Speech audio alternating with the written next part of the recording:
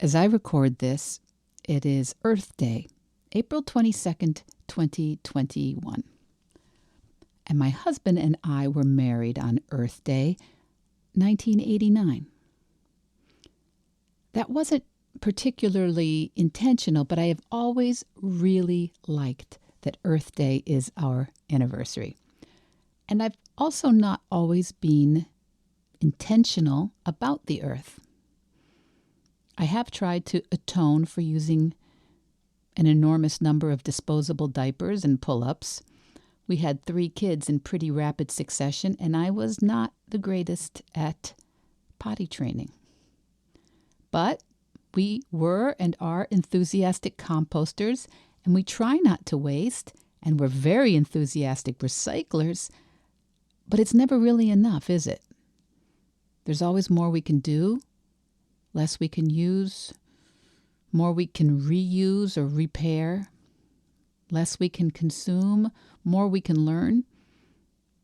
And when we think that way, it can feel very insufficient. We can feel very inadequate. It sometimes seems like it doesn't matter. This past year, we tried to support our local restaurants by ordering takeout. And of course, with the pandemic protocols, we couldn't bring our own reusable takeout containers for the restaurants to use. And so we have a disappointing collection of plastic containers in our basement. And by disappointing, I mean a huge number of them. And I'm not really convinced that plastic is all that recyclable, so I have been keeping them all here, and it's becoming absurd.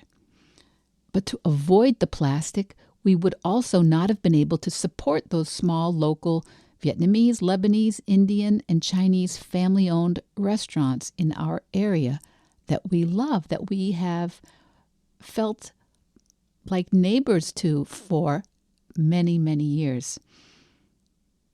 If you ever think your actions don't matter or you can't make up for what you've done, whatever that is, this podcast is going to be about that because I want you to try on another thought. That's today's podcast, trying on different thoughts.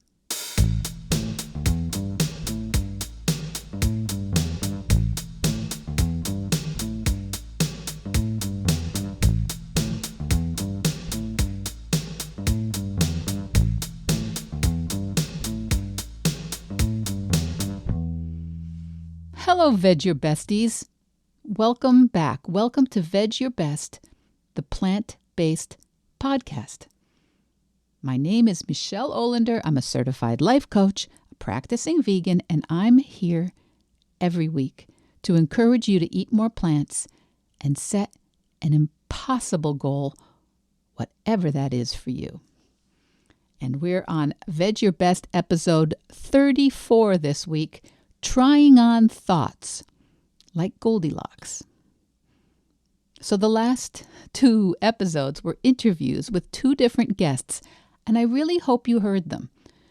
Sid Garza-Hillman 2 weeks ago, and last week, Stephanie Dreyer. So we have interrupted our series on thoughts here at Vedge Your Best by hearing the thoughts of 2 other thought leaders in the plant-based vegan space that I really respect. And I hope that when you listen to them, you kept an ear open for what sorts of thoughts they had and that they were thinking when they were attempting to accomplish things.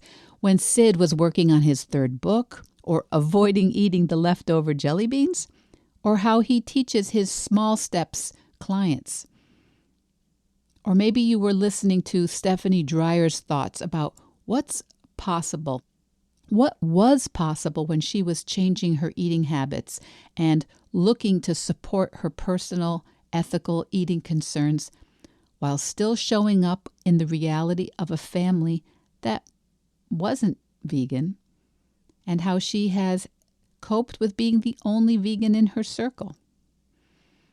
Both guests did not have perfect situations. There's no perfect roadmap for their work, for their family situations or their veganism, and they had to make do with certain circumstances the way we all do.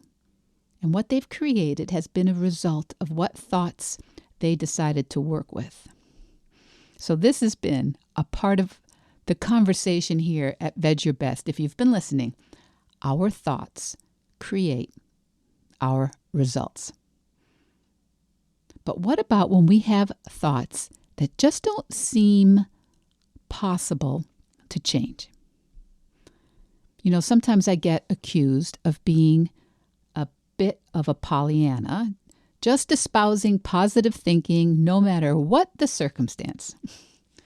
And that's not actually accurate, even though I know that is sometimes what people hear when I say that it's possible to choose different thoughts. You know, there's a wide variety of ways we can go about trying on different thoughts, sort of like trying on different sweaters. You know, sometimes sweaters just don't fit, right? You can't get them over your head, or you can't button the cardigan up in the front.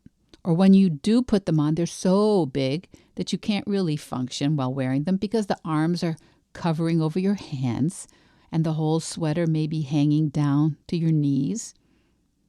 Likewise, there are thoughts that just don't fit. If, for example, you currently think your boss is unkind, unethical, well, you could try thinking he's kind and honest, but that probably will just not fit. And if you think that you're incapable of, well, passing some exam that you have already failed once, then thinking, oh, I'll pass the exam easily. Well, you could think it, but you will probably find it a stretch and not a comfortable fit. If you've been thinking that raising teenagers is just awful, then trying on a thought like, oh, I hope they stay teenagers forever, well, that might not be your go-to thought. It doesn't fit. Maybe you have type 2 diabetes and your blood sugar has been at levels that your doctor has informed you are dangerous. Well, thinking, it's easy to manage my blood sugar, how likely is that thought for you? I mean, it could happen. Those would be examples of plain old positive thinking, right? My boss is kind and honest. I'll pass the exam next time easily. I hope the kids stay teenagers forever. Managing my blood sugar is no problem. And if you really did believe those thoughts, well, your feelings about your boss, your teenagers would probably be better, and you would be on track to pass that exam easily and maybe manage your diabetes. But you don't believe those things. If you're playing along at home, is there something you're thinking that just seems true about a person or a career or a task that you're feeling stuck about? Of course there is. You're human, so you've probably got a couple of those.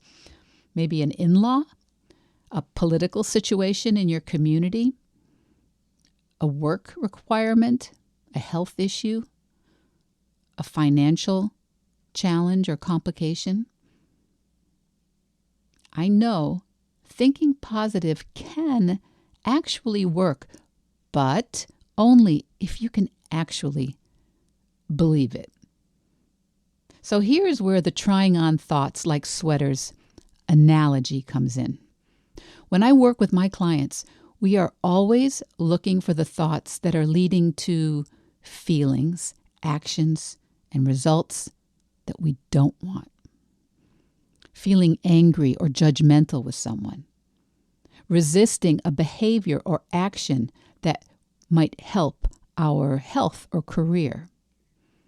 Constantly condemning others rather than looking for solutions, or bemoaning our finances and not seeing what options there are available to us. And berating ourselves. Such an important one. Beating ourselves up for not having figured something out after all this time, right? That's a good one. We all do this, beating ourselves up. They should be different. Avoiding sugar and processed foods is impossible. That test is unfair. I'll never get out from under my student loans.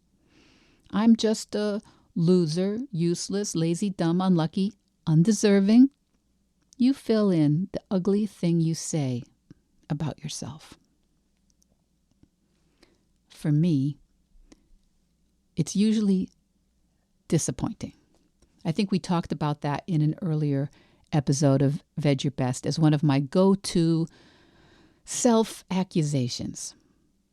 And so we've all practiced thoughts on a variety of topics, and they just seem really, really, really true. No matter what I accomplish or how I show up in my life, I will probably always have that voice in my head saying, yeah, that was okay, but if you weren't such a disappointment, you would have done it years ago and way better. So it doesn't work for me if I try on the thought, I'm super productive and disciplined. Nope. That would be positive thinking. But the thoughts I could try on are more like, well, sometimes I'm productive. I am disciplined about certain things. Because the minute I find a thought that feels sort of true, it helps me notice that original thought, well, it's not 100% true, is it? It's just a thought that gets a lot of repetition and a belief I've practiced. I love when I hear my coach Elizabeth Salazar talk about a previous time in her life when she didn't even know she had thoughts, right? She just thought that those sentences in her head were true. I love when she says it. I didn't even know I had thoughts. I thought I was disappointing and unproductive for decades, and the thought still comes up for me. But now I'm kind of on to that particular habit of thought, and I will find myself overwhelmed or behind on something I planned, and I'll notice myself. I'll notice the beat down starting. Well, if you weren't so distractible, if you weren't such a disappointment, I notice and I say to myself, sometimes even out loud, oh, wow, look at that. I'm thinking that thought about being disappointing again. That's interesting. I'm thinking that thought that I'm a disappointment again. In coaching, we sometimes use the term thought ladders to help us with very practiced negative thoughts. So, for example, I get to the end of the day and I did not accomplish everything or maybe anything I wanted to, and I can start with that, look at this, you are so disappointing. And maybe in a perfect world, I would like to never say that again, and instead always say, actually, I'm very productive. I'm so productive. But in the beginning, I really could not say I am productive. I really could not say I'm so productive. Impossible. That thought just didn't fit. It was like a sweater that didn't fit. So imagine instead ladder thoughts. A ladder with maybe 5 or 6 rungs on it. And on the bottom one is my current default thought. I'm so disappointing. But on the top rung is that kind of aspirational thought. I'm so productive. On the thought ladder, we think of ways to get from the negative, destructive, beat up thought to a more helpful, useful thought. Like Goldilocks looking for that right fit. Not too hard, not too soft. Just right. So for me, I'm so disappointing. Well, I played around with that thought for a while, and I came up with a little addition to the end of it. I'm such a disappointment is just a thought I sometimes think about myself. I'm such a disappointment is just a thought I sometimes think about myself. Well, I stayed with that for a while because it really helped me notice that this was just a default thought. It wasn't a considered thought. It was just a sentence I repeated in my head so often when things didn't seem to be going well. I'm such a disappointment. It's just a thought I sometimes think about myself. Practicing that thought, one rung up the ladder from I'm so disappointing, just seemed to open up a little space in my brain on the subject of myself and my productivity. And after a while, it occurred to me to change the thought a little bit more to sometimes I think I'm a disappointment, and sometimes I think I'm productive. And I stayed with that one for a very long time. Sometimes I think I'm a disappointment, and sometimes I think I'm productive. I stayed with it for weeks, really, because it didn't mean giving up my practiced self-accusation of being disappointing, but it did make room for me to notice that there was evidence that I was productive, sometimes in certain areas. So that was the next rung up the ladder. Now, I am still not at the top rung of I am so productive. I made another move up the thought ladder, though, with the thought, I used to always think I was disappointing, but I am pretty productive. I hung on to this one a long time, and I still find myself repeating it probably because it's the example I use with my clients a lot. So I end up reminding myself often of how I criticized myself and how I believed I was a disappointment for so long. But the thought I try on these days is I like to get a lot of things done. I noticed that productive was a word that had a lot of baggage for me. It never really seemed to be achievable, and I never really seemed to believe my way into that thought of me being productive. Well, at least not yet. But getting a lot of things done, well, I like to get a lot of things done. That actually seems to fit really well right now. I like to get a lot of things done. That thought fits. So that's where I am at the moment. And maybe when it's time for me to really focus or to constrain on a single big project, that won't be the right thought to practice, getting a lot of things done. But that's what thought work is all about, getting really practiced at seeing how our thoughts are showing up in the results we're getting in our lives. And if we want different results, you've got it. We need different thoughts. So I have the result, as I mentioned at the beginning of the podcast today. I'm recording this on Earth Day, our 32nd wedding anniversary, and I have a lot of thoughts on Earth Day about the plastic takeout containers in my basement from a year of ordering takeout from the local family-owned restaurants that we love. And one of the thoughts that came up when I was down there looking at all of them, gosh, I'm such a disappointment. I should have cooked more. I should have figured out another way than all this plastic. It just bubbled up.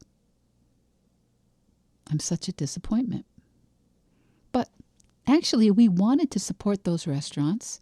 And if I wanted to ignore that, yes, it's true. I could decide to think that a more productive and environmentally aware person would never have consented to take home all that plastic.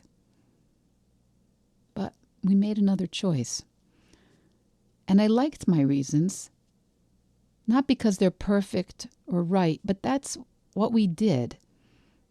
And I will undoubtedly see and implement solutions I like better about this situation with the plastic takeout containers if I'm treating myself with some respect and compassion and transparency rather than accusations and wanting that reality of the situation to change or disappear or wanting to hide from my responsibility. And I get it. We think if we're compassionate and kind to ourselves about the things we don't really like or don't want to keep doing, well, we think that we're letting ourselves off the hook, that we're just going to keep doing those things that we want to change. I mean, why would we change anything if we're treating ourselves with kindness and compassion? So many of us were raised with that way of thinking. So many of us raised our own children that way. I totally get it. We thought it was necessary. We thought it was prudent and effective and moral to condemn ourselves, to label ourselves, to call ourselves out. But I would like to suggest that you could experiment with doing it differently. Now, the old thoughts, they don't disappear. If you're like me, your old habitual thoughts will stay nearby to clobber you from time to time. But noticing that they're thoughts will come more and more easily. Noticing that they're just thoughts and that you could try on a new one. And trying on a new thought is so much easier and faster and more effective when you have a coach who's listening to you. A coach who's listening really carefully to reflect back your thoughts and ask you how those thoughts are showing up in your life and whether you still want to think them. I'm kind of a Lone Ranger personality type. I'm not a big joiner. I don't really feel drawn to group activities and communities. And when I was a girl, my idea of a play date was someone came over and we both read books separately. If you've been listening to me for a few episodes, you probably aren't shocked. I am kind of a geek. I like reading and languages and learning and studying, and I do a lot of self-coaching. But loner that I am, I always get coaching from another coach too. Because working with a coach always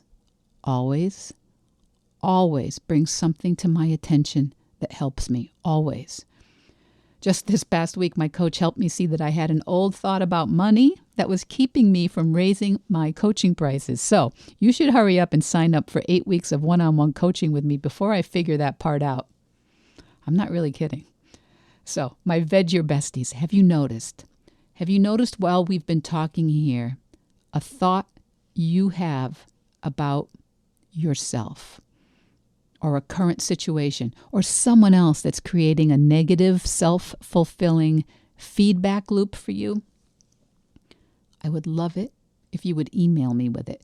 Message me on Instagram maybe, or best of all, sign up for a free coaching call by email or directly on my website. Let me show you the process of how we can ladder that thought together, how we can try on some thoughts to find that Goldilocks thought. Not too big, not too small, not too hot, not too cold, not too hard, not too soft, just the right thought to help you change your results. Whether it's about starting your side gig, going vegan, dealing with a loved one who isn't eating the way you think they should, whether you want to get unstuck and make progress on a goal that means a lot to you. And this is why I prefer an 8-week program with new clients, because I think in 8 weeks, you can get an amazing idea of how valuable a coach who is just there to help you get out of your own way and see your own thoughts. Whether it's moving towards a plant-based or vegan diet, committing to your new creative path, or building a career, pivoting towards a new way of life, or like me, making good on your Earth Day resolutions to cut way back on plastic, you'll see how valuable a coach can be. I would be honored to support you, challenge you, and encourage you by being your coach. Let's get you going on the results you want this spring. Vedge Your Best podcast production, music, and editing by Charlie Weinshank. Thanks, Charlie. Before you go, it would mean so much to me and the Vedge Your Best team if you would hit subscribe, leave us a 5-star review, or share with someone you think might be interested. Something about algorithms, it helps bump us up a little in the rankings, and that's the best way to help others find the podcast and for us to find our audience. So, until next week, make it easy and veg your best.